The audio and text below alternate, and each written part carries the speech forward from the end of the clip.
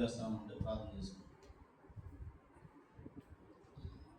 పరిశుద్ధులైన ప్రభా, కృపా సత్సంపూర్ణుడా, మీ వందనాలు స్తోత్రాలు ప్రభా. ఈరోజు తండ్రి మీరు ప్రేమించినటువంటి ఈ యొక్క ప్రభుత్వాన్ని బట్టి మీ వందనాలు స్తోత్రాలు ప్రభా. ఉదయకాలం సమయంలో ప్రభా మీ సేవకుల ద్వారా ప్రభా జకర్య ప్రవక్తలు వచ్చిన ప్రభా చాలా సూటిగా మాట్లాడారు. అందుకు మీ వందనాలు ప్రభా. తండ్రి మరొకసారి నా ప్రభా తండ్రి వాక్యాన్ని నా ప్రభా అతను పంచుకుంటుండగా అలా నా ప్రభా నా ప్రభుత్వం మనుషులకు తోడుగా ఉన్నట్లు నా ప్రభా నా తండ్రి మీరు తోడుగా ఉన్నాను ప్రభా. నా కూరగా మీరు ఉండండి, పూర్ణిగా బాధుడిగా తండ్రిగా ఉండి ఆదించేంత వరకు మీరే మాట్లాడి తద్వారా నా ప్రభా మేము నా ప్రభా నూతనమైనటువంటి ఆనందం పొందుకు సహాయం చేయండి. చిన్న ప్రార్థన చేసిన అడిగి నడుపుకుంటున్నాం తండ్రి. ఆమేన్. చిన్న సౌండ్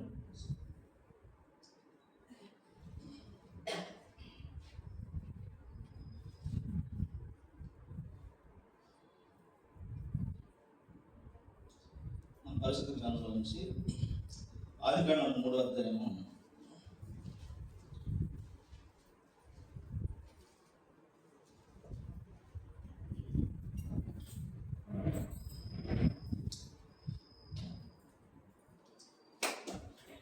21వ వచనం చదువుకుందామండి.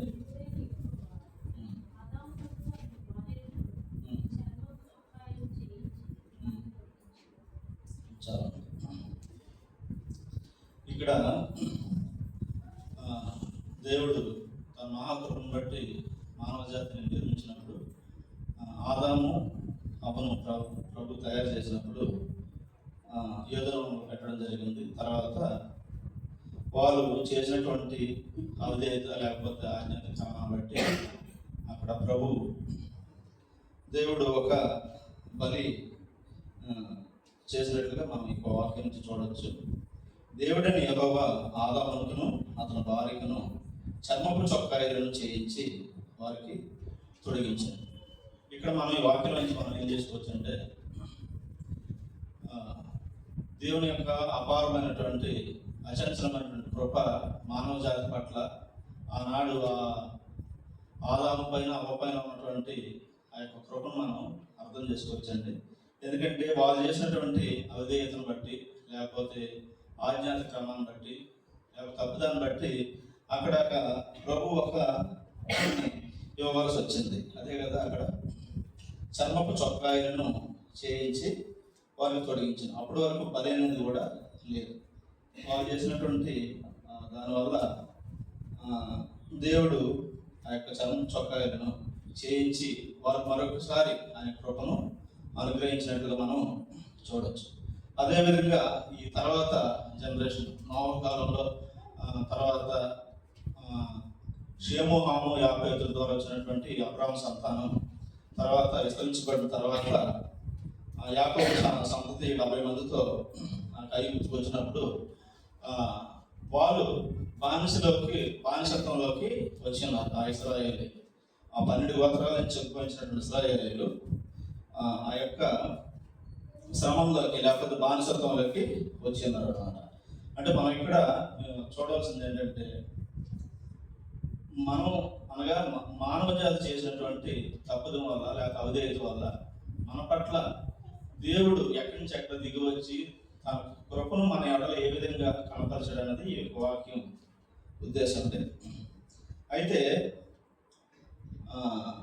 ఈ యాకోబు ద్వారా వచ్చినటువంటి సంతానం ఇశ్రాయేలీయులకు పడుతున్నటువంటి ఆనాడు దేవుడు చూసి ఉన్నాడు వాళ్ళ యొక్క కష్టాన్ని, వాళ్ళ యొక్క పరిస్థితిని. అయితే అక్కడ తండ్రి దేవుడు చూసినప్పుడు ఇశ్రాయేలు ఎంతో బానిసత్వంలోను తర్వాత ఘోరమైనటువంటి వెట్టి చాకరి పనుల్లో ఉన్నట్లుగా మనం నిర్గమకాండలో చూడొచ్చండి. అయితే అది 3వ అధ్యాయము 7వ వచనం చదవము ఒకసారి. 3వ అధ్యాయం 7వ వచనం.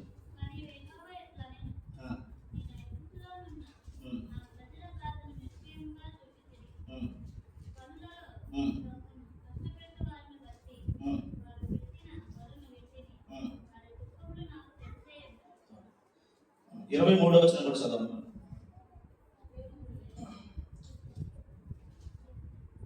2వ అధ్యాయం 23వ వచనం. నిర్గమకాండ.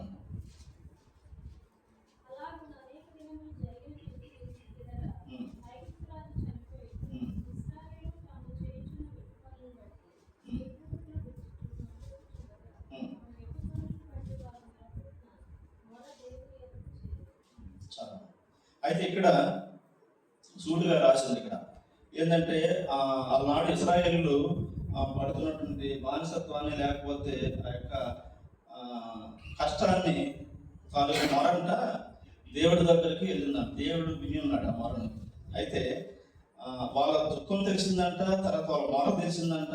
మరి మొర అంటే మరి ఇంకా దుఃఖాన్ని ఒక 1000 రెట్లు 100 రెట్లు కలిపితే ఏ విధంగా ఉంటుందో అది ఆర్తనాదం. అటువంటి దీనిలో ఉన్నప్పుడు వారి యొక్క పరిస్థితిని దేవుడు చూస్తున్నాడు. అక్కడ మనం మొదటి వచనంలో చూసినప్పుడు ఆదాము అవ్వలు తాము చేసినటువంటి క్రియ వల్ల దేవుడు అక్కడ జంతు పిల్లని ఇవ్వడం జరిగింది. అయితే ఇక్కడ కూడా వీళ్ళ యొక్క పరిస్థితిని కూడా ప్రభు చూసినాడు. అలనాడు వీళ్ళ యొక్క పరిస్థితిని చూసి దేవుడు మోషేను తర్వాత యెహోషువను ఎన్నుకున్నట్టుగా మనం గ్రంథంలో చూడవచ్చు. తర్వాత అయితే 2:23 వచనంలో చివర ఒక మాట ఉంటుందన్నది. 25 వచనం చదవమా.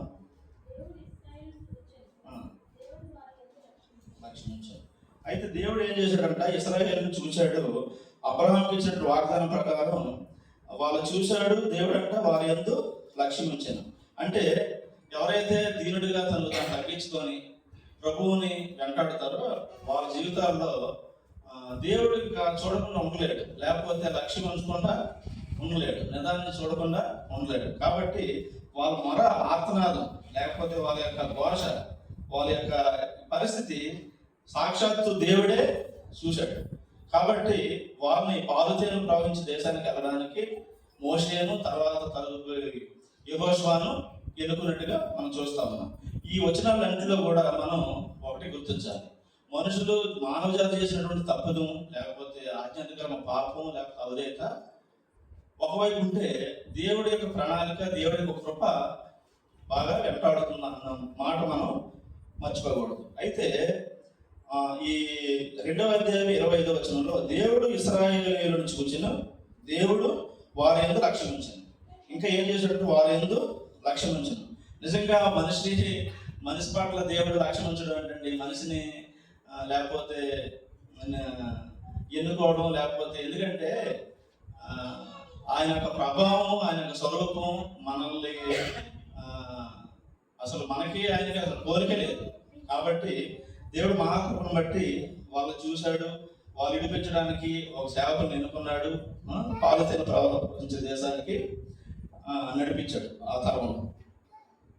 అంటే ఎవరిని చూసినప్పుడు దేవుడు లక్ష్మించింది. ఎవరైతే తన యందు శుద్ధ హృదయం కలిగి గిరినెల హృదయంతో దీనిగా తను తగ్గించుకొని ఉంటారో వాళ్ళ పట్ల దేవుడు లక్ష్మించుతాడు. అదే మాట మనం నహూము గ్రంథంలో ఒక మాట చదువుతున్నామండి.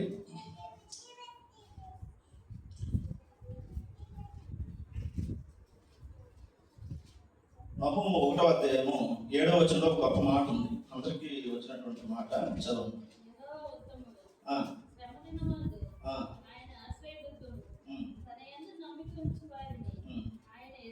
చాలా. యెహోవా ఉత్తముడు, శ్రమదినమందు ఆయన ఆశ్రయదుర్గము, తన యందు నమ్మకించిన వారిని ఆయన ఎరుగను. అలాంటి ఇశ్రాయేలీయులు తాలూకా పరిస్థితిని వాళ్ళ యొక్క దృష్టి పెట్టాడు. అంటే వాళ్ళు లక్ష్మించాడు. అబ్రహాముకి ఇచ్చిన వాగ్దానం ప్రకారం వాళ్ళ ఆ యొక్క బానిసత్వంలో ఉన్నటువంటి ఇశ్రాయేలుని దేవుడు ఒక వాగ్దానం చేశాడు వాళ్ళని. ఏంటంటే మీరు ఇక్కడి నుంచి కానాను నడిపిస్తానండి. అయితే దేవుడు ఎలా అంటాడు అంటే ఇక 7వ వచనంలో యెహోవా ఉత్తముడు. ఉత్తముడు అంటే అన్ని విషయాల్లో ఆయన ఉత్తముడు. మానవ జాతి ఉత్తమంగా ఉన్నాం లేకపోయినప్పటికీ ఆయన ఉత్తముడు. ఇంకా అంటే శ్రమదినమందు ఆయన ఆశ్రయదుర్గము. మనకేదైనా శ్రమ వచ్చినప్పుడు, ఏదైనా కష్టం వచ్చినప్పుడు మానవ నైజం ఏంటంటే తొందరగా మనకు సంబంధించినటువంటి శ్రేయాభిలాషుల మీదో లేకపోతే మనకు సంబంధించినటువంటి బంధువుల మీదో ఫ్రెండ్స్ మీదో లేకపోతే ఇరుగు పొరుగుల మీద ఆధారపడిపోతుంది చాలా తొందరగా. కానీ ఇక్కడ వాక్యం ఏముందంటే శ్రమదినమందు ఆయన ఆశ్రయదుర్గం అని ఇక్కడ వాక్యం ఉంది. ఇంకేమో చెప్తున్నాడమ్మా, ఈ మాట కోసం ఇది చదివాం. అసలు తన యందు నమ్మకించు వారిని ఆయన ఎరుగను. దేవుడు మనల్ని ఎరగడం అంటే ఈ అనంత విశ్వంలో అసలు ఈ స్పేస్లో మనం ఎక్కడో ఉన్నాం. అసలు నిజంగా నాకు ఒకసారి కలగత్తాలో సైన్స్ సిటీ అని ఒక ఎగ్జిబిషన్కి వెళ్ళాను. 2009లో సైన్స్ సిటీ అనే ఎగ్జిబిషన్కి వెళ్ళినప్పుడు ఇక్కడి నుంచి పంచాయతీ గ్లోబ్లో ఉంటుంది అన్నమాట. అదేంటంటే స్పేస్ చూపిస్తారనమాట. అంటే ఈ నవగ్రహాలు, తర్వాత స్పేస్, ఎన్ని గెలాక్సీలు ఉన్నాయనేది ఒక పెద్ద ఇమేజిన్ దీనిగా చూపిస్తుంటారు. అది ఏదో ఒక చిన్న డ్రాప్ అంతా, లేకపోతే సముద్రంలో ఒక డ్రాప్ అంతా మనం చూసినట్టు. అసలు అది చూస్తే అసలు ఆశ్చర్యపోతాం నిజంగా. అసలు అటువంటి దేవుడు అంతరిక్షంలో ఆకాశంలో చాలంటున్నాడు, మహాకాశంలో చాలంటున్న దేవుడు అసలు మనిషిని ఎరగడం అంటే దానిలోనే నిజంగా కృప ఉంది. కృప అంటే మనం అర్హతలేని దానికి కలుగు బహుమానం. ఈ విధంగా శ్రమలో ఆయన మనకు ఆశీర్వాదంగా ఉంటాడంట. అలాంటి ఇశ్రాయేలుకు తోడుగా ఉన్నట్లు ఇంకా ఆయన ఎందుకు నమ్మకించే వారిని ఆయన ఎరుగును. కాబట్టి ఆయనకు దగ్గరగా సమీపంగా ఉన్నప్పుడు అలనాడు ఇశ్రాయేలుని ఎరిగినటువంటి దేవుడు, ఆదమవలను ఎరిగినటువంటి దేవుడు ఈ క్షణం ఇప్పుడు కూడా మనల్ని ఎరగడానికి లేకపోతే రక్షించడానికి ప్రభు ఎంతైనా ఉత్తముడు, ఆసనుడు. ఏమండి? తర్వాత ఇంకో మాట చూసుకున్నాం. అదే కదా అందరికీ తెలిసినటువంటి మాట 46వ కీర్తనలో 1వ వచనంలో ఉంది కదా, చదవండి.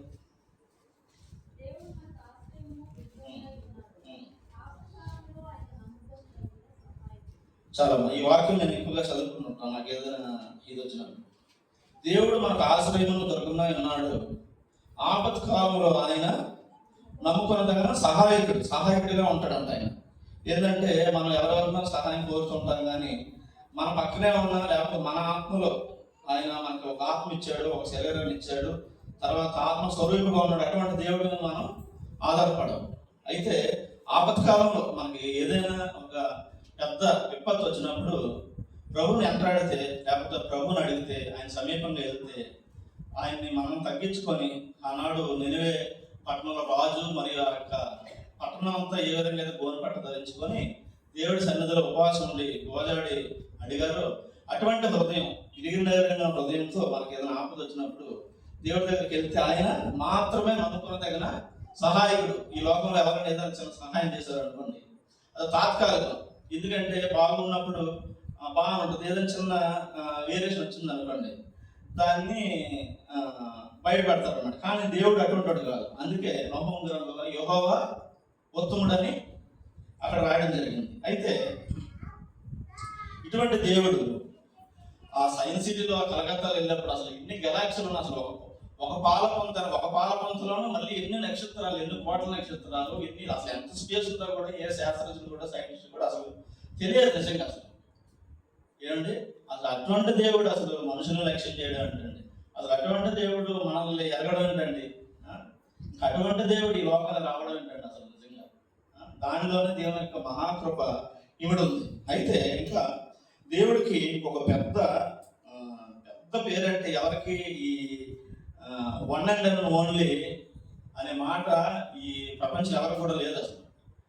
జనరల్గా భారతదేశంలో ఇందిరాగాంధీ అంటారు వన్ అండ్ ఓన్లీ, కానీ యూనివర్సల్గా వన్ అండ్ ఓన్లీ అనేది ఓన్లీ ఒక్క మన దేవుడికి ఒక్కడే, ఆయన ఒక్కడే వన్ అండ్ ఓన్లీ, ఎవరు కూడా లేదు.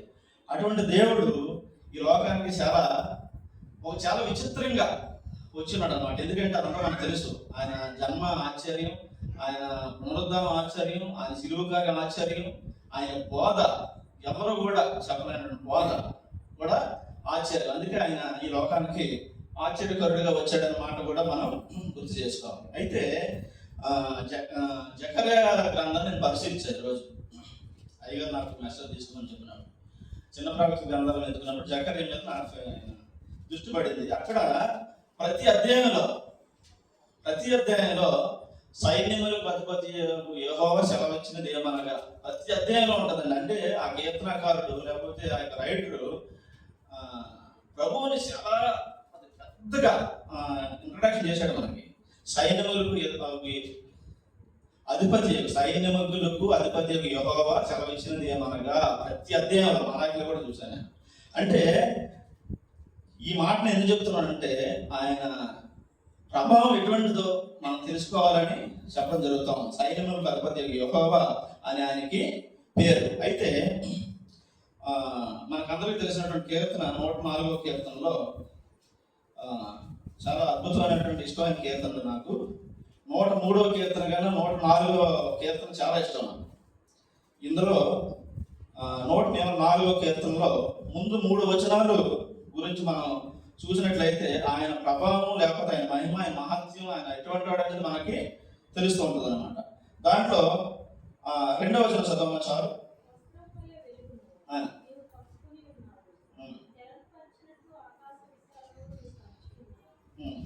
చాలా వస్త్రముల వెలుగును నీవు కప్పుకొని ఉన్నావు, తెరను పరచినట్టు ఆకాశ విశాలమును నీవు పరచి ఉన్నావు. నిజంగా అసలు ఈ మాట అసలు ఒక వస్త్రం మనం ఏ విధంగా ధరిస్తామో ఈ శరీరం మీద వెలుగును ఆయన ధరించుకుని ఉన్నాడు. అందుకే ఆయన ఈ లోకానికి వెలుగై ఉన్నాడని ఆయన ఎవరు కూడా చూడలేరు. ఎందుకంటే మన సూర్యునే చూడలేము, కొన్ని టెంపరేచర్ వ్యత్యాసం గల ఈ గ్రహాన్ని మనం చూడలేము. మరి దేవాది దేవుడు ఇంత శక్తిమంతుడు, సర్వోన్నతుడు, భూమినంతటిని కూడా నోటి మాటతో కలిగేసిన దేవుడు మనం ఏ విధంగా చూడగలం. కానీ ఇక్కడ దానిపైన ఒక మాట ఉంది, నీవు మహత్యము ప్రభావమును ధరించి ఉన్నావు అని ఉంది. వస్త్రము వలె వెలుగును నీవు కప్పుకొని ఉన్నావు, తెరను పరిచినట్టు ఆకాశ విశాలము నీవు పరిచి ఉన్నావు.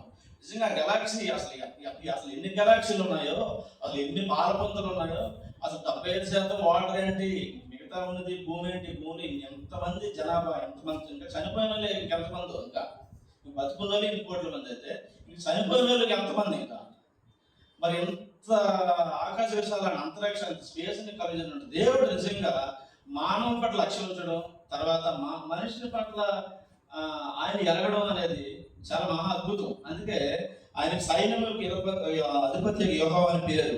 అంటే సైన్యములకు అధిపతి యెహోవా అని పేరు అంటే ఆయన సైన్యం అంటే ఏంటి?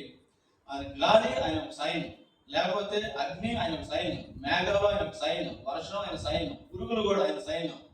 ఏంటి ఈరోజు చూస్తా ఉన్నారు ఇరాన్ ఇజ్రాయెల్ తర్వాత అమెరికా మధ్య గొడవలు. దేవుడు ఏదైనా చేయగలడు, ఎందుకంటే ఆయన ప్రకృతిని ఆయుధంగా వాడుకోగలడు. తర్వాత యుద్ధాలు కూడా అయ్యగారు చెప్పినట్టు మానవాడు కూడా ఆయన, ఎందుకంటే ఆయన మనిషి, మనం మానవ జాతిగా ఉన్నప్పుడు మనం దేవుడి మాట వినలేనప్పుడు, లేకపోతే దేవుడికి ఒబే కాలన్నప్పుడు ఆయన ఏం చేస్తాడంటే, ఆయన ఎంత కృపా సమృద్ధి, ఎంత శాంతి గల దేవుడో, ఆయన అంతకన్నా ప్రభావం కలిగినటువంటి వాడు. ఏమంటాడంటే దర్యావేశం దానియేలుని సింహభవనం వేసినప్పుడు, తర్వాత నీ దేవుడిని రక్షించాలని వాళ్ళ తప్పుడు దాని మీద కల్పించి వేసినప్పుడు ఆయన చెప్తాడు, ఆయన కీర్తిస్తాడు. ఏమనంటే ఒకసారి చూద్దామండి, 6వ అధ్యాయము 27వ వచనం చదవండి ఒకసారి.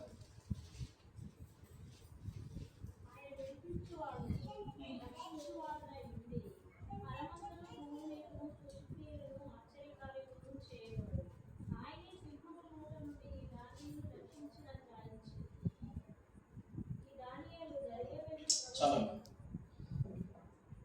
ఆయన విడిపించేవాడు, తర్వాత రక్షించేవాడునై ఉండి పరమందును భూమి మీదను సూచక క్రియలను ఆశ్చర్య కార్యాలను చేయవాడు. పరమందు భూమి మీద కూడా, అంటే భూమి మీద కూడా అలాంటి ఇశ్రాయేలు ఆ జర్నీలో ఏ ఏ కార్యాలు, ఎటువంటి అద్భుతాలు, ఎటువంటి వీర కార్యాలు, శూర కార్యాలు చేశారనేది దేవుడు చేశాడని మనకు తెలుసు.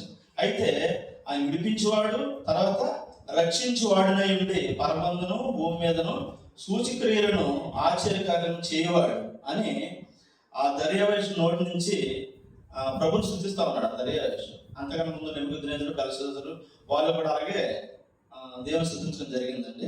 కాబట్టి ఇటువంటి దేవుడు ఒక గొప్ప, ఇంకా సైన్యములకు అధిపతి, అంటే సైన్యములకు అధిపతి అంటే ఈ లోపల ఎవరికి అటువంటి బిరుదు ఉండదు. ఒకవేళ ఏజెంట్ అని అర్థం ఇదని ఏదో ఆటవికంగా లేకపోతే కామెడీగా ఏదో ఒక జీవపడంబంగా ఎవరైనా పెట్టుకొచ్చాను, కానీ వన్ అండ్ ఓన్లీ, తర్వాత లేజెండ్ కానివ్వండి, తర్వాత ఏదైనా సైన్యములకు అధిపతి యెహోవా ఆయన. ఎందుకంటే ప్రపంచంలో ప్రతి దాన్ని కూడా ఆయన సైన్యంగా చేసుకుని ఉన్నాడు. వడగంటల సైన్యం ఆయన సైన్యం, మేఘం ఆయన సైన్యం, గాలి ఆయన సైన్యం, ఏమంటే అగ్ని ఆయన సైన్యం. ఈ విధంగా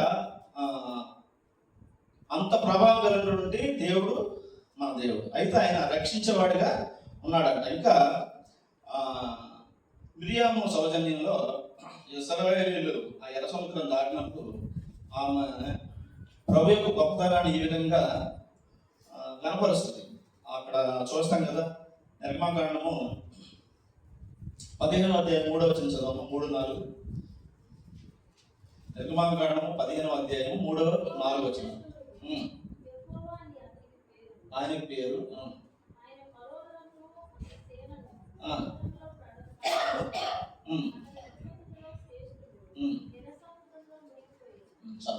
ఇక్కడ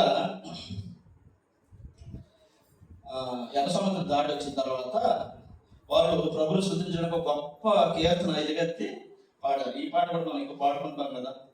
అయితే మిరియాము ఎదురుగా స్తుతిస్తా ఉంది. దేవుడు ఎటువంటి వాడు అనేది ఆయన యొక్క ప్రభావం గురించి ఇక్కడ చెప్తా ఉంది. ఏమంటే ఎలా అంటాడు అంటే, యెహోవా యుద్ధ సూర్యుడు, యెహోవా అని ఆయన పేరు. ఆయన ఫరో రథములను అతని సేనను సముద్రంలో పడద్రేసింది.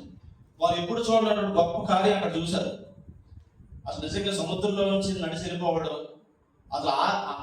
అసలు గొప్ప విషయం ఏంటంటే, మనం ఏదైనా చిన్న 3 అడుగులు గుంత తీసి దాంట్లో వాటర్ కోసం అనుకోండి, ఉదయం వరకు కూడా అసలు ఆరుతుంది. మరి సముద్రంలో ఎంత లోతు ఉంటుంది, మరి అంతా కూడా డ్రై అవ్వడం అంటే అది ఎంత విచిత్రం. నిజంగా ఆ నడవడం ఎంత విచిత్రం. అటువంటి వీరకార్యాలు శూరకార్యాలు వాళ్ళు కళ్ళారు చూసారు, అనుభవించారు. దాన్ని దృష్టిలో పెట్టుకొని ఆ సంగతిని, ఆ ప్రక్రియను చూసి మిరియాము తమ్ములతో దేవుని విధంగా స్తుతిస్తాము. ఆయన యుద్ధ సూర్యుడు అంట, ఆయన యెహోవా పేరంట. తర్వాత ఫరో రథములను అతని సేనను సముద్రంలో పడద్రోసిన. ఆర్కియాలజీ పురావస్తు శాఖలు అక్కడ ఇది ఎంతవరకు నిజం, వాక్యం ఎంతవరకు నిజం, బైబిల్ ఎంతవరకు నిజం అని వెళ్ళి చూశారంట కొన్ని సంవత్సరాల క్రితం. అరారాత్ పైన ఉన్నటువంటి నావు వాడైతేనేమి, తర్వాత కొన్ని అంటే పాతకాలం ఇవన్నీ కూడా ఒకసారి చెక్ చేశారు, నిజమా కాదా, బైబిల్ ఎంతవరకు వస్తుందని. ఇప్పుడు కూడా ఉన్నాయంట రథచక్రాలు ఎర్ర సముద్ర రెడ్ సీలోను అంతర్భాగంలో ఉన్నాయంట. అంటే దేవుడు అసలు వాక్యం ఎటువంటిది అంటే, నిజంగా యోహాను సువార్తలో ఏమంటుందంటే ఆయన వాక్యమే సత్యం నిజంగా. కాబట్టి ఈ విధంగా ఆయన ప్రభావం గురించి మిరియాము ఇక్కడ ఈ విధంగా స్తుతిస్తాము. ఆయనకి యుద్ధ సూర్యుడు అని పేరు. ఇటువంటి దేవుడు అనమాట మన దేవుడు. ఇంకా ఆయన ఇంకా ఎటువంటి వాడు అంటే, 1వ తిమోతి మాకందరికీ తెలిసినటువంటి రిఫరెన్స్ దేవుడు నాకు ఇచ్చాడు ఈరోజు. 1వ తిమోతి 6వ అధ్యాయం 15-16 వచనం చదువుమా.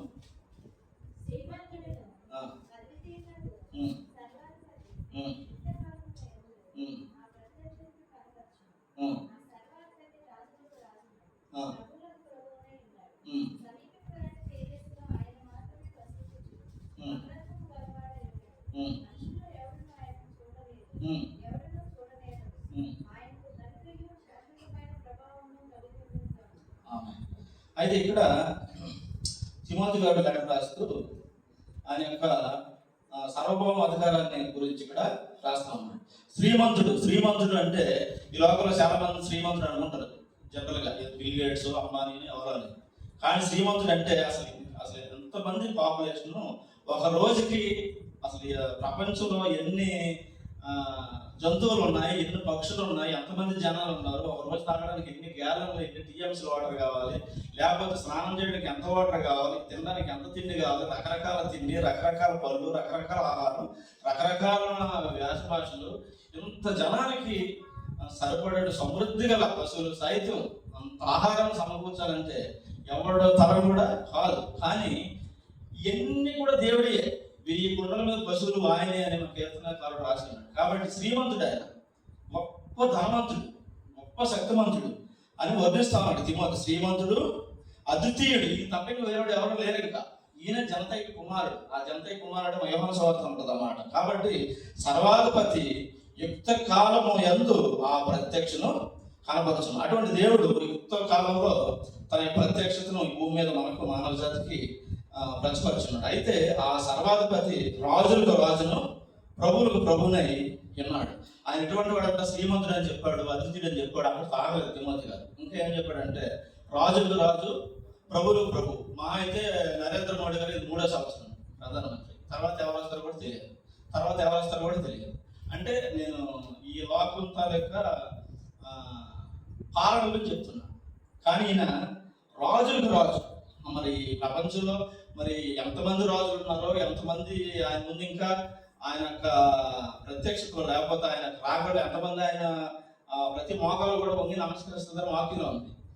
ఏమంటే వాళ్ళందరూ కూడా రాజులకు రాజు అంటేనే చాలా మంది గర్వపడుతూ ఉంటారు. కానీ ఈయన రాజులకు రాజు, తర్వాత ప్రభువులకు ప్రభు అంట. సమీప తేజస్సులో ఆయన మాత్రమే అమరత్వం గలవాడే ఉన్నాడు. ఇటువంటి మహా తేజస్సు, మహాప్రభావం కలిగినటువంటి దేవుడు, ఆకాశ అంతరిక్షాలు పట్టణానికి దేవుడు ఈ లోకానికి రావడం, మనుషులను రక్షించడం.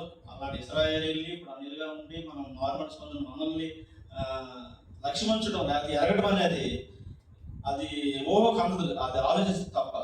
ఎందుకంటే ఆయన ప్రభావం అటువంటిది. ఇంకెన్ని అసలు నిజంగా నేను ఆశ్చర్యపోయాను. నేను థాయిలాండ్ షూటింగ్ వెళ్ళినప్పుడు పెద్ద క్రూజ్లో షూటింగ్ జరిగింది రాజు బంగాళాఖాతంలో. అసలు ఎంత వాటర్, అసలు కనుచూపు మేర అసలు పర్వతాలు, ఐలాండ్స్, అసలు ఐలాండ్ ఏదో అవగతి చెప్తాం, సునామీ వచ్చేద్దాం భయపడ్డా నేను. ఐలాండ్ మన గ్రామంలో చిన్నగా ఉంటుంది, అక్కడికి వెళ్ళిన తర్వాత ఐలాండ్ మొత్తం మన 5 ఏరియా ఉంటుంది ఒక్కొక్క ఐలాండ్. అంటే దేవుడు తాలూకా జ్ఞానం మనం తెలుసుకోలేదు. అదే కదా ఇందాక నేను దాన్ని స్కిప్ చేశాను, ఒకసారి చూద్దామండి. 104వ కీర్తనలో ఆయన ప్రభావం గురించి రాసి ఉంటుంది, ఆయన యొక్క సృష్టి నిర్మాణం. 104వ కీర్తన 24-25 చదువున్నాం.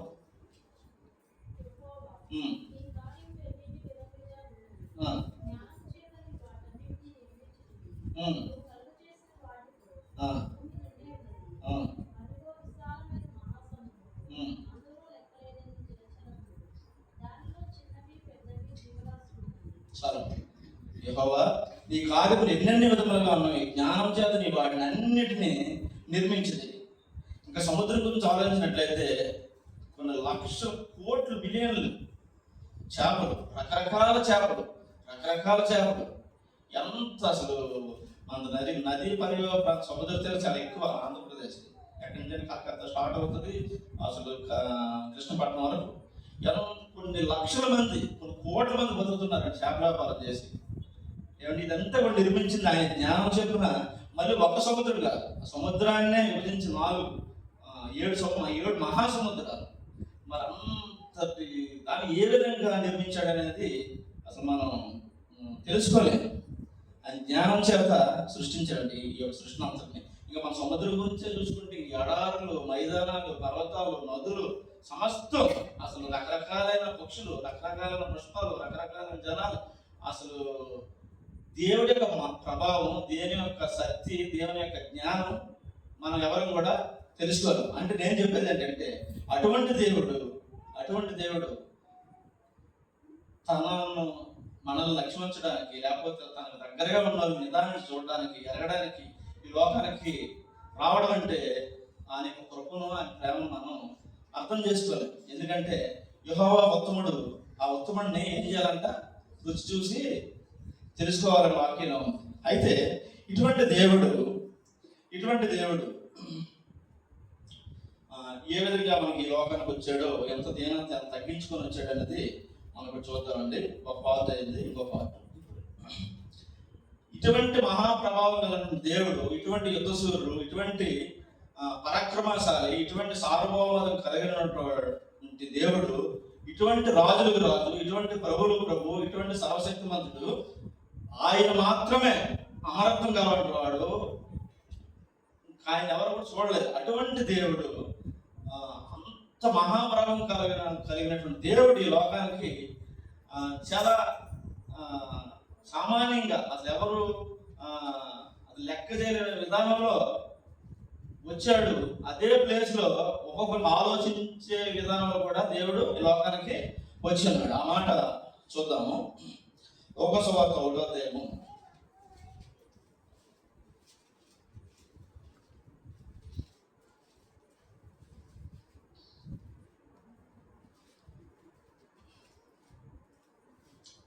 70-79 కలిసి ఉంటుందండి. మన పాదములు అక్కడి నుంచి చదువుమా కింద.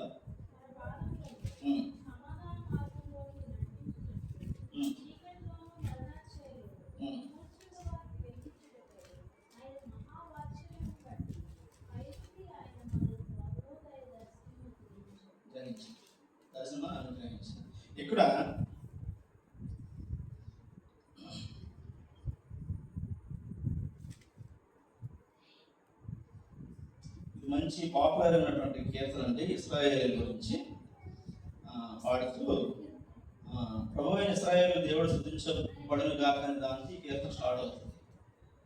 అయితే ఇక్కడ ఏమని రాసిందంటే, మన పాదములను సమాధాన మార్గంలో నడిపించినట్లు చీకటిలోను మరణ ఛాయలోను కూర్చున్న వారికి వెలిగించుటకై ఆ మహావాత్సల్యమును బట్టి పైనుండి ఆయన మనకు అరుణోదయ దర్శనము అనుగ్రహించబడిందండి.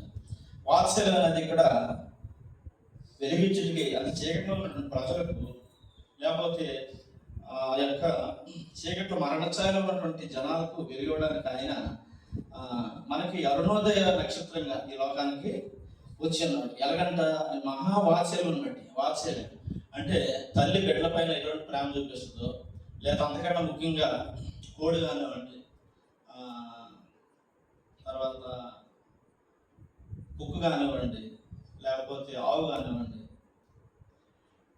నిజంగా దేవుడు ఎంత జ్ఞానం గలవాడంటే వాటిని చూసి కూడా మనం ముద్దు తెచ్చుకోవచ్చు. ఒక రకంగా కోడి ఎంత త్రాసు ఆగుతుందంటే, ఏదైనా చిన్న గద్ద వచ్చినప్పుడు చిన్న సిగ్నల్ ఇస్తుంది, ఒక్కొక్క అరిచినప్పుడు తక్కువ దూరిపోతాయి. ఆ 18 పిల్లలు చేర్చుకుంటాయి. 3 పిల్లలుంటే 3 పిల్లలు ఇలా అమాంతంగా సాగుతుంది, లోపలికి వెళ్ళిపోయి మరి పైకి చూస్తాయి ఆ రెక్కల్లో నుంచి.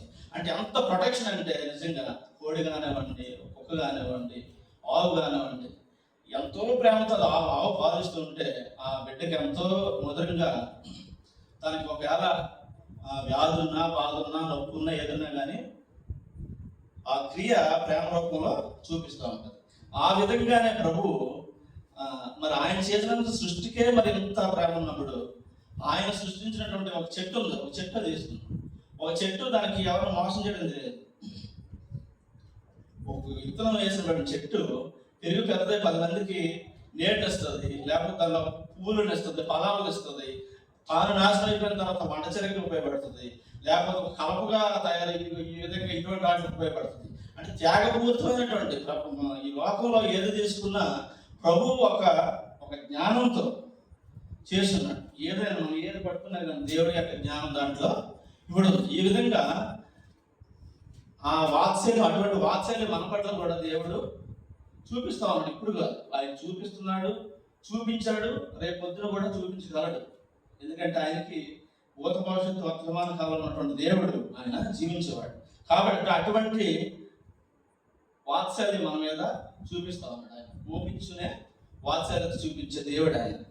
ఇటువంటి దేవుడు చీకట్లో ఉన్నటువంటి, అజ్ఞానంలో ఉన్నటువంటి, పాపంలో ఉన్నటువంటి, మరణంలో ఉన్నటువంటి జనాలకి సమాధానం అనే మార్గంలో నడిపించడానికి ఆయన ఈ లోకానికి అరుణోదయ నక్షత్రం రూపంలో, లేకపోతే శిశువుల రూపంలో ఈ లోకానికి వచ్చాడంట. అయితే లోకసువార్త 2:7 మాట ఉంటుంది, సదాకరణ వారికి ఆ స్థలం లేనందువలన సత్రంలో పడుకున్న పెట్టాడు అక్కడ ఉంటుంది అన్నమాట.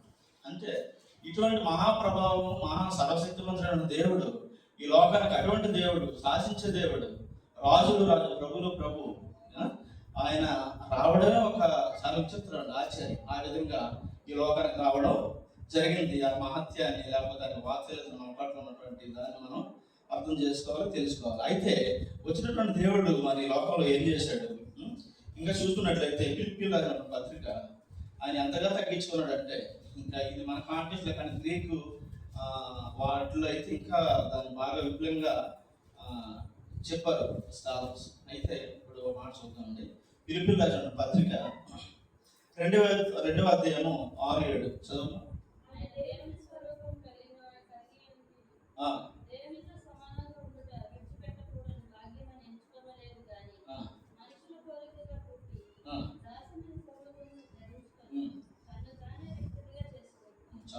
ఇక్కడ ఆయన దేవుని స్వరూపము కలిగిన వాడై ఉండి, ఆల్రెడీ దేవుడు, అటువంటి మహిమా స్వరూపం కలిగినటువంటి దేవుడు ఆ మహిమానగర్ని, లేకపోతే ఆ లోకాన్ని విడిచి దేవునితో సమానంగా విడిచిపెట్టకూడని భాగ్యమని ఎంచుకునలేదు. కానీ మనుషుల పోలికగా పుట్టి దాసుని స్వరూపమును ధరించుకొని తన్ను తానే రిక్తునిగా చేసుకున్నాడు. తన్ను తానే రిక్తునిగా చేసుకోవడం అంటే పానాత్మ మొత్తంతో ఒలికించేశాడు. ఆయన ప్రభావాన్ని, ఆయన మహత్యాన్ని చాలా తగ్గించుకున్నాడు. అంటే దాంట్లో ఎంత మాత్రం ఇది లేదు. అందుకే క్రియారూపంగా ఆయన శిలువలో చూపించాడు ఆయన ప్రేమ. చివరి రక్త బొట్టు వరకు ఒలికించాడు ఈ భూమి మీద. మనిషి చేసినటువంటి ఆ యొక్క పాపాలను బట్టి ఆయన ఆ విధంగా చేయవలసి వచ్చింది. ఇంకా మనుషులు పోలికగా పుట్టి దాసుని స్వరూపం ధరించుకొని, ఎవరైనా ఆ విధంగా ఉండడానికి ఇష్టపడతారా అంటే దాసుని రూపంగా, లేకపోతే ఒక బానిసలాగా, లేకపోతే తగ్గి ఉండాలంటే ఎవరు కూడా అంత నచ్చదు. తగ్గి ఉండడం అంటే మళ్ళీ వేరేలాగా అర్థం చేసుకోవాలి. అంటే ఈయన ఎంత తగ్గించుకున్నాడో అనేది గ్రీక్ కాంటెక్స్ట్ లో బాగా వర్ణించారన్న. దేవుని స్వరూపం మనం కలిగిన వాడు అయినా కానీ చాలా తగ్గించుకొని, ఎంత తగ్గించుకున్నాడంటే ఆ మాట ఈ పక్క దాంట్లో రాసి ఉంది. అది యెషయా గ్రంథంలో చదువు. అయితే ఈ విధంగా రిక్తిగా చేసుకొని ఈ లోకానికి వచ్చి అన్నాడు. అదేవిధంగా యెషయా గ్రంథం 53వ అధ్యాయం తీయం ఒకసారి.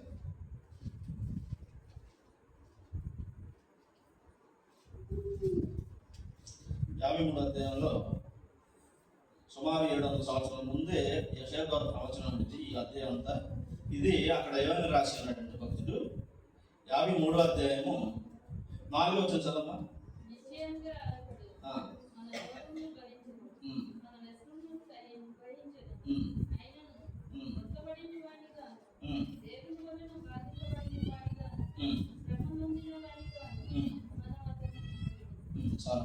ఇక్కడ నిశ్చయముగా అతడు మన రోగములను భరించెను, మన వ్యసనములను వహించెను అని ఇక్కడ రైట్ రాస్తా ఉన్నాడండి.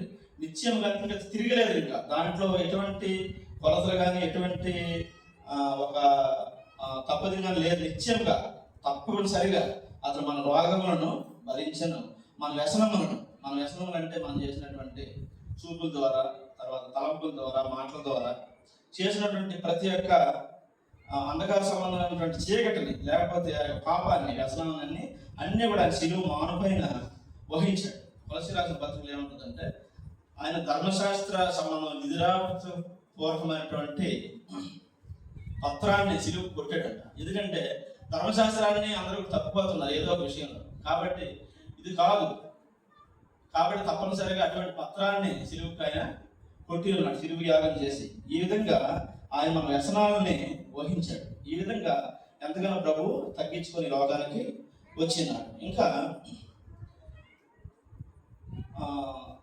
తగ్గించుకొని వచ్చిన ప్రభు శిలువ కార్యం చేసినప్పుడు, లేకపోతే కొన్ని గంటల్లో, కొన్ని దినాల్లో శిలువకు తన ముఖ్య ఉద్దేశం అనేటువంటి ఆ యొక్క శిలువ బలియాగానికి వెళ్ళే ముందు కొన్ని క్రియలు జరిగాయి. అలాంటి ఆది అపొస్తలుల మధ్య వాళ్ళకి కొంతమంది విడిచి వెళ్తున్నప్పుడు ఆయన సంవత్సరాల పాపం వాళ్ళు ప్రభుత్వ జర్నీ చేశారు కదా, వాళ్ళని ఆదర్శించడానికి, లేకపోతే వాళ్ళని బలపరచడానికి కొన్ని గంటల్లో ఈయన కూడా అన్నాడు ఒకసారి లోకస్వార్తలో, తండ్రి చిత్తమైతే గిన్నెను నా నుండి తీసిపోయి ఆయన నీ చిత్తమని వాపోయాడు ప్రభు. అయినా కానీ అది నిర్ణయం కదా, అది ప్రవచనం కదా, అది యొక్క లోక కళ్యాణం కదా, కాబట్టి ఆయన చేయవలసి వచ్చింది. యోహాను సువార్త 13వ అధ్యాయం.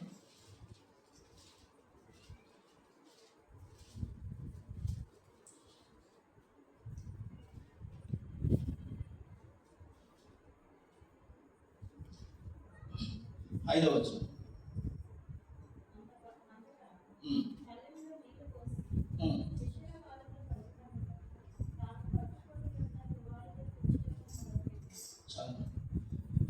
ఇక్కడ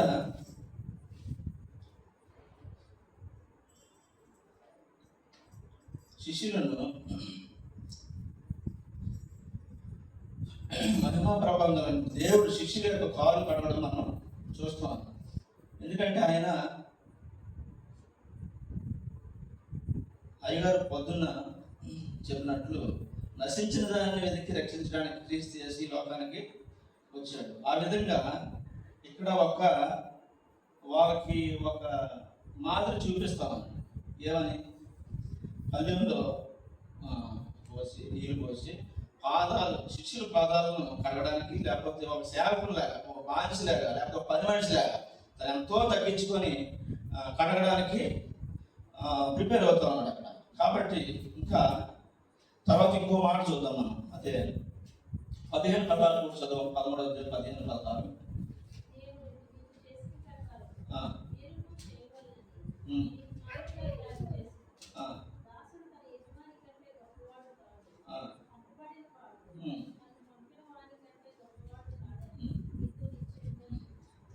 ఇక్కడ ఒక సందేశం ఇస్తా ఉన్నాడు. సేవకుడు అనేవాడు తాను పనిచేసినటువంటి, లేకపోతే తాను నెరవేర్చేటువంటి యజమానుడి కంటే గొప్పవాడు కాడు, మీరు సేవకుడిగా ఉండాలి అని వాళ్ళకి ఒక పాఠాన్ని ఇక్కడ నేర్పుతా ఉన్నాడు. తగ్గి ఉండాలి, దీర్ఘంశన వస్త్రం ధరించుకొని ఉండాలి అనేది ఇక్కడ క్రియారూపంగా చేసి ఉన్నాడు అన్నమాట. పాదాలను కడుగుతా ఉన్నాడు ప్రభు. ఇంకా మనం ప్రభు సభలో చూసినట్లయితే ఎన్నో చెప్పుకోవచ్చు. ఈ రాత్రి కాదు, ఈ సభల మొత్తం కూడా ఆయన సభల గురించి మనం చెప్పుకోవచ్చు. అయితే ఇది ఒకటే చూసాం, ఆయన పాదాలు, శిష్యుల పాదాలు, అన్ని పాదాలు కూడా ఆయన కడుగుతా ఉన్నాడు. అంటే మనం కూడా ఈ లోకానికి ఎవరి మీద కూడా ప్రపంచంలో ఏ మనిషి మీద కూడా ఆధిపత్యం, లేకపోతే ఏమంటారు దాని జులుం, లేకపోతే ఇది నిర్వహించకూడదు ఎప్పుడు కూడా.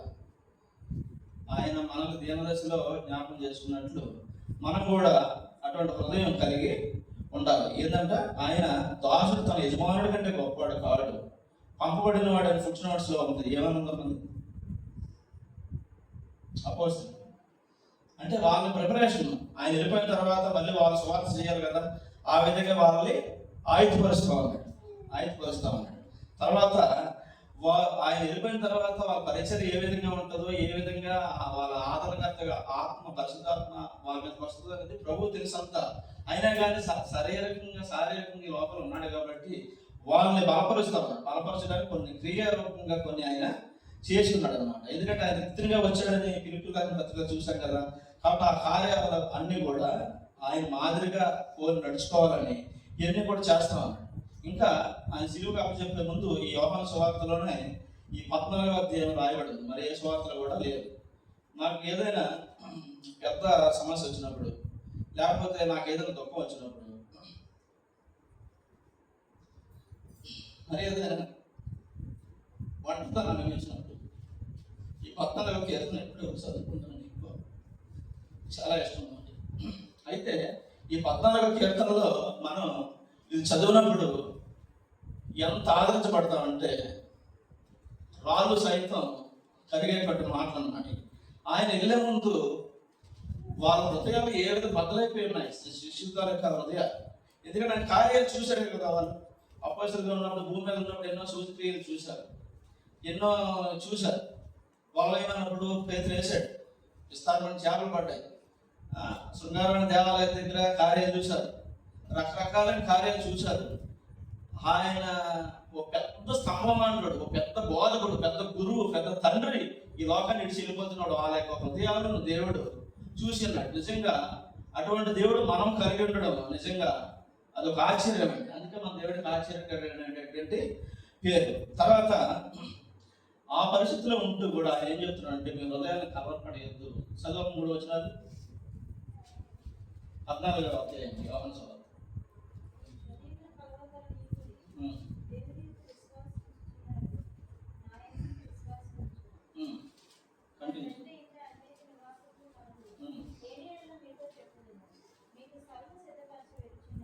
చాలా ఇక్కడ వాళ్ళ శిష్యుల యొక్క హృదయాన్ని ఎరిగి ప్రభు ఏం చెప్తున్నాడు అంటే, మీ హృదయాన్ని కలవరపడేయద్దు. నేను వెళ్తాను, నేను వచ్చిన తర్వాత ఈ కార్యక్రమం, లేకపోతే ఈ ప్రక్రియ, ఈ పెద్ద ఇది నేను చెయ్యాలి, ఈ గిన్నె ఇది తప్పనిసరిగా చేసిన తర్వాత నేను మళ్ళీ మీకు ఆదరణకర్తను పంపిస్తాను, నేను మీ మధ్య నివసిస్తాను అని చెప్తూ ఈ విధంగా ఓదారుస్తా ఉన్నాడు. మీ హృదయాలు కలవరపడేయద్దు, దేవుని విశ్వసిస్తున్నాను, ఆయన కూడా విశ్వాసం ఉంచండి, మీ ఇద్దరం కూడా ఏకమై ఉన్నాం. తర్వాత నేను వెళ్తున్నా, ఒక స్థలాన్ని సిద్ధపాటు చేస్తున్నాను అని వాళ్ళ సిద్ధపాటు చేస్తాను. ఏమనుందంటే, నా తండ్రి అనేక నివాసములు కలవు లేని మీతో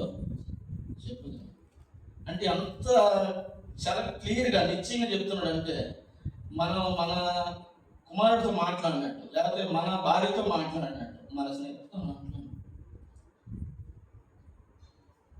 నా తండ్రి అనేక నివాసం కలవు లేరు మీతో చెప్తున్నాను, మీకు స్థానం సిద్ధపరచలేదు. నేను వెళ్ళి మీకు స్థానం సిద్ధపరచలేదు. నేనుండే స్థలంలో మీరు నా యొక్క తీసుకొని పోదు. ఆ సేటువంటి దేవుడు మనం కలిగి ఉన్నామంటే ఈ లోకంలో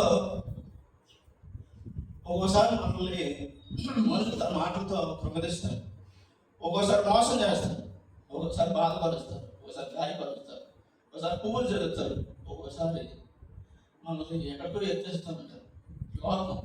లోపల ఉన్నదంతా నేత్రాస, శరీరాస, జీవపడం అనే చీకట్లో మరణ ఛాయలో జనాలు మానవజాతి ఈ విధంగా వెళ్ళిపోతున్నప్పుడు అన్నాడు ఇశ్రాయేలీయులు ట్రాజరీలు అటువంటి బానిసత్వం ఇటుకల్లో ఆ యొక్క పనుల్లో దాశీలుగా నలిగిపోతున్నప్పుడు దేవుడు తన మహాకృపను బట్టి కరుణావాసులకు కలవాడి ఆ యొక్క నోరులేనటువంటి ఆ యొక్క జంతువులు పక్షులు చూపించేటువంటి ప్రేమ అంతుంటే అంతకన్నా కోటానుకోట్లమైనటువంటి ప్రేమ మనల్ని కనపరిచి చాలా క్లియర్గా చెప్తున్నా. అంటే అనేక నివాసాలను కనుగొన్నాం అంట. మనం ఒక ఇల్లు ఉంటే ఎంతో సమరపడిపోతాం ఇక్కడ, లేకపోతే ఒక గట్టిగా ఆశలు ఉంటే సమరపడిపోతాం. కానీ ఆయన నేనుండే స్థలంలో ఏంటండి, ఆయన మహిమాస్వరూపుడు.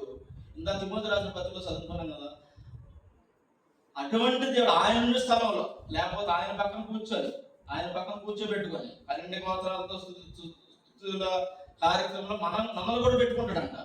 అది ఎటువంటి దేవుడు కలిగి ఉన్నామండి. ఈ విధంగా ఆ బద్దలైపోయినటువంటి ఆ శిష్యుల హృదయాలను చూసి ఒక తండ్రి స్థానం తీసుకొని, లేకపోతే తల్లిలో స్థానంలో ఉండి వాళ్ళని బలపరుస్తామండి. ఇక్కడ ఏమంటే ఇందాక కాలు గడిచినటువంటి కార్యక్రమం అయితేనేమి, ఈ యొక్క చెప్పినట్టు ఇదైతేనేమి ఆ శిష్యులను ఆయుధపరుస్తామండి. ఇంకా ఏమంటున్నాడంటే అదంతా చదువుతుంటే 14వ అధ్యాయము, అదే యోహాను సువార్త 14వ అధ్యాయంలో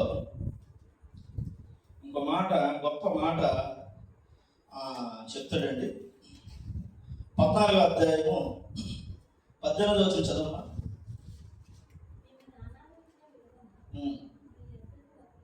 చాలు. ఇక్కడ వాళ్ళన్నీ చెప్తూ సత్స్వరూపమైన ఆత్మ నేను మీకు వేరే ఆదరణకర్తను పంపిస్తే ధైర్యంగా ఉండండి, బలంగా ఉండండి, మంచిగా సేవ చేస్తారు మీరు అని వాళ్ళకి ధైర్యపరిచి వాళ్ళకి బోధ చేసి ఒక తండ్రి స్థానంలో ఉండి వాళ్ళకి హితబోధ చేసి చెప్తూ మీరు వద్దగా కలపండి, నేను వెళ్తున్నా, ఒక స్థలం ఉంది అక్కడ హాయిగా మీరు వద్దురుగా నా దగ్గరికి, లేకపోతే మీకు చెప్తే కదా నేను మళ్ళీ వస్తాను అని చెప్తూ నేను మిమ్మల్ని ఇప్పుడు అనాథులుగా విడవలని చెప్తున్నాడు. ఈ మాట లోపల ఎవరు కూడా చెప్పలేరు. ఒక చెప్పినా కానీ అది టెంపరీ, లేకపోతే అబద్ధం, మీరు నమ్మండి. అనాథులుగా ఉన్నటువంటి వారికి దిక్కు దేవుడే. దేవుడు మహాకృపను బట్టి మనకి కుటుంబాలు ఇచ్చాడు, బిడ్డలు ఇచ్చారు, మంచి సంఘ సరిహద్దులు ఇచ్చాడు, అయ్యగారు ఇచ్చారు, అమ్మగారు ఇచ్చారు, సారథి సంఘం ఇచ్చారు. కానీ ఈ పూట బిడ్డలు లేనటువంటి వారు ఎంతమంది ఉన్నారో తెలుసా అండి? లేకపోతే ఎంతమంది అనాథులుగా ఉన్నారు? కోట్లాది మంది అనాథులుగా ఉన్నారు. తల్లిదండ్రులు ఉంటే బిడ్డలు ఉంటే తల్లిదండ్రులు లేని వృద్ధాప్యంలో ఉన్నటువంటి వారు. ఓల్డేజ్ హోమ్ ఒకసారి వెళ్తే మీకు బద్దలైపోతాయి మన గుంజు. వాళ్ళు చెప్తున్నటువంటి టెస్ట్మెంట్ చూస్తే అందరూ వృద్ధాప్యంలో. అందుకే దేవుడు ఎంత కనికరం కలడంటే తల్లి ముదుము ఎంతో వదిలి పెట్టద్దని చెప్పాడు. లేకపోతే నీ తల్లిదండ్రులను సన్మానించడం, దీర్ఘాయుష కావాలంటే తల్లిదండ్రులకు సన్మానించాలి. ఏమండి, ఆ విధంగా ఎంతో మంది అనాథలుగా ఉన్నారు. అందుకే ఆయన గుండె చెందిన వారిని బాగు చేసేవాడు, విధురాల పక్షాన్ని వాద్యం ఆడేవాడు, ఏమంటే పడిపోయే వారిని ఉద్ధరించేవాడు, లేవనెత్తేవాడు అని వాక్యంలో రాసింది. ఈ విధంగా నేను మిమ్మల్ని ఎప్పుడు కూడా అనాథలుగా నేను విడవను, వేరే ఆత్మ పంపిస్తాను, వేరే ఆధారంగా మీకు వస్తాడు. ఆయన వాళ్ళని శిష్యులను వాదాలుస్తూ ఉన్నాడు. ఆ దాసుల స్వరూపంలో ఉండి అటు కాలు గడవడం కానివ్వండి, ఆయన ఈ లోకానికి రావడం అసలు స్థలం లేకే సత్రంలోకి తీసుకుని వెళ్ళాడు ఆయన్ని. అటువంటి దీనంగా ఈ లోకానికి ప్రభు వచ్చి మన పాపాలను సిలువలో మోసినాడు. ఇంకా తర్వాత ఈ విధంగా ఉన్నప్పుడు ఇదొక పాఠం. తర్వాత ఇంకొక పాఠం చెప్తా ఉన్నాడు అక్కడ. అక్కడ ఉన్నటువంటి జనాల గురించి చూద్దాం ఒకసారి. లోక సువార్త 23వ అధ్యాయంలో యోహాను సువార్తలో శిష్యులకు ఏ విధంగా అయితే వాళ్ళు బలపరిచాడో, ఏ విధంగా అయితే వాళ్ళకి ధైర్యం దయచేసాడో, ఆ విధంగా ఇక్కడ కూడా ఒక కార్యక్రమం జరుగుతూ ఉంది. ఆ యొక్క కపాలమైనటువంటి స్థలానికి శిలువ మోసుకొని వెళ్ళిపోతున్నప్పుడు అక్కడ ఉన్నటువంటి స్త్రీలేమి, అక్కడ ఉన్నటువంటి ఎంతమంది గుంపు ఉంటారు, వాళ్ళందరూ కూడా హృదయాలను రొమ్ములను గుద్దుకొని ఏడుస్తూ మొరపెడుతున్న తరుణంలో ఇందాక చెప్పాడు కదా, మిమ్మల్ని అన్ని అనాథలుగా ఇవ్వడాలని ఏ విధంగా అయితే చెప్పాడో అటువంటి మాటే ప్రజల గురించి, లేకపోతే కుటుంబం గురించి, కుటుంబ వ్యవస్థ గురించి, తన గురించి ఒక సందేశం ఇక్కడ ఇస్తా ఉన్నాడు. ఏం చెప్తున్నాడంటే 28వ వచనం చదవమ్మా.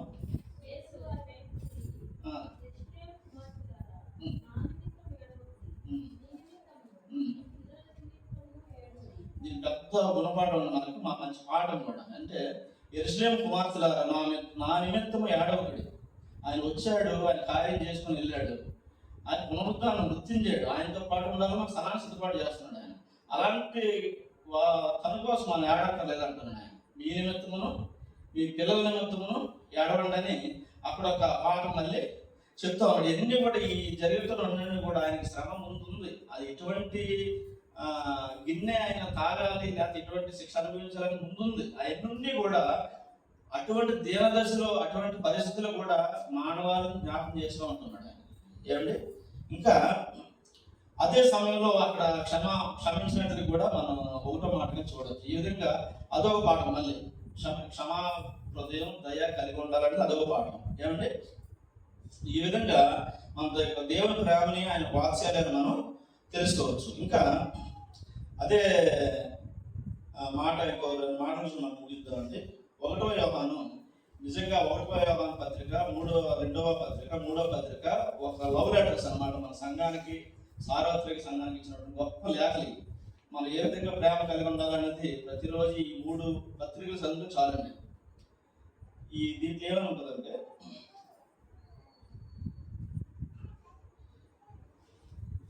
మూడవ అధ్యాయం 8వ వచనం.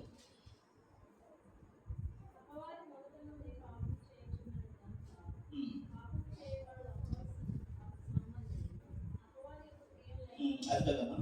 4వ అధ్యాయం 20వ వచనం చదవండి.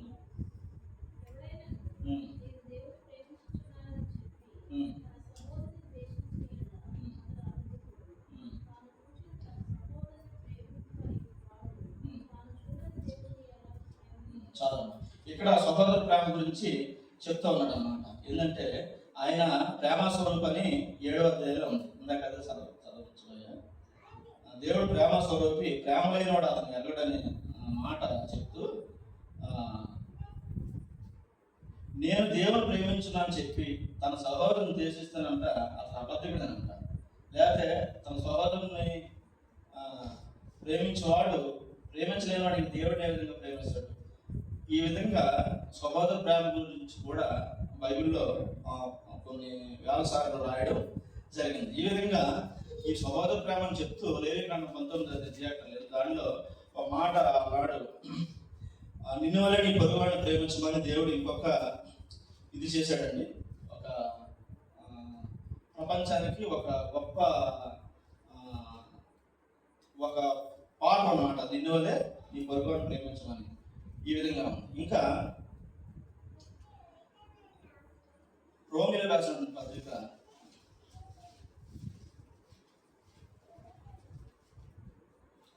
5వ అధ్యాయం 19వ వచనం చదవండి.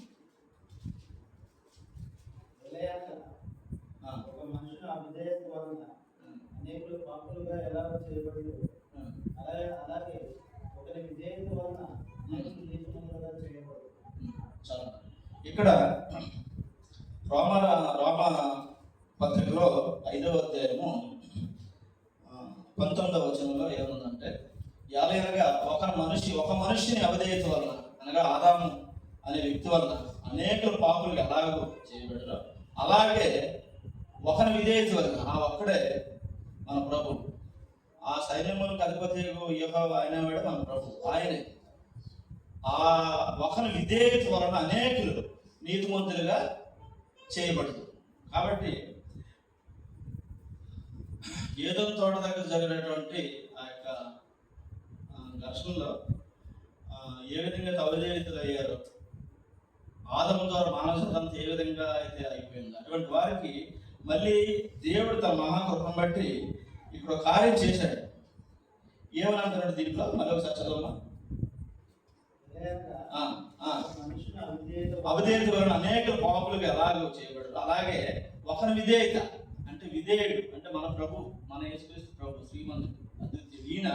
ఈ అవిధేయత వలన అనేకులు నీతిమంతులుగా చేయబడదు. ఇంకా మనకి రోమరాసిన పత్రికలో కూడా ఉంటుంది కదా, 5వ అధ్యాయంలో ఆయన రక్తం వల్ల మనం నీతిమంతులుగా తీర్చబడ్డామంట. అది ఆయన కార్యం చేశాడు. ఆయన ఇంక మనం ఆ విధంగా ఉండడమే మన వంతు. ఆయన ఆల్రెడీ చేశాడు. మన రక్తాన్ని మనం చేసినటువంటి పాపం అనే అప్పుకి, పాపం అనే రుసుముకి, పాపం అనే పైకానికి ఆయన ఎలా చెల్లించాడు.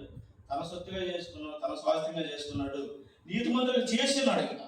కాబట్టి ఆ నీతిమంతుడిగా నిత్య జీవాన్ని మనం పొందుకోవాలంటే ఆ దోష స్వరూపంగా వ్యక్తులుగా వచ్చినటువంటి యేసునందు మనం విశ్వాసం ఉంచాలి. అదే పొద్దున్న అయ్యగారు చెప్పారు కదా, ఒక జక్కని బట్టి తన కుటుంబం అంతా రక్షించబడిందంట.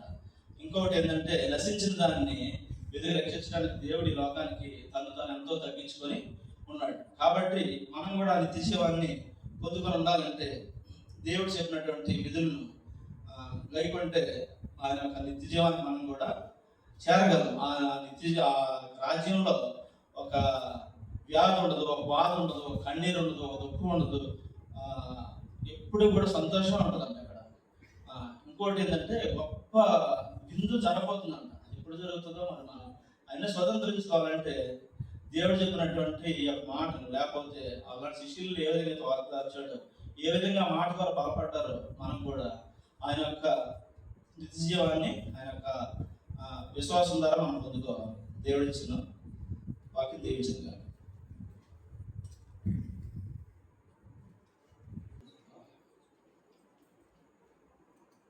ప్రార్థన చేసుకుందాం. పరిశుద్ధులైన మా దేవా, మీకు వందనాలు, స్తోత్రాలు చెల్లిస్తున్నాం. మీరు మా ప్రభా సర్వ సృష్టికి ఆది సంభూతుడు అయిన దేవుడు అయి ఉండి, సమస్తానికి సర్వాధికారి అయిన దేవుడు అయి ఉండి, ప్రభా దాసుని స్వరూపాన్ని, మనుషుని పోలికను ధరించి పుట్టి మిమ్మల్ని మీరు మా కొరకు రిక్తునిగా చేస్తున్నందుకై మీ స్తోత్రాలు. మా హృదయం కలవరపడినప్పుడు మీరు మమ్మల్ని ఆదరించి బలపరిచే దేవుడుగా ఉన్నందుకై మీకు స్తోత్రాలు చెల్లిస్తున్నాం. మీరు మమ్మల్ని ఎరిగి ఉన్నందుకై మీకు కృతజ్ఞతాస్తుతులు చెల్లిస్తున్నాం. ప్రభా, మా కొరకై శిలువలో ప్రాణం పెట్టి మీ అమూల్యమైన రక్తము ద్వారా మమ్మల్ని నీతిమంతులుగా మీరు తీర్చినందుకై మీకు స్తోత్రాలు చెల్లిస్తున్నాం. మేము మాకు ఇవ్వబడినటువంటి గొప్ప ఖ్యాతిని, ఘనతను కలిగి భూమి మీద మిమ్మల్ని మహింపరిచేవారముగా, మీ కొరకు సాక్షులుగా జీవించే వారముగా ఉండుటకు సహాయం చేయమని మా రక్షకుడైన యేసుక్రీస్తు పరిశుద్ధమైన నామంలో ప్రార్థన చేస్తున్నాం తండ్రి. ఆమేన్.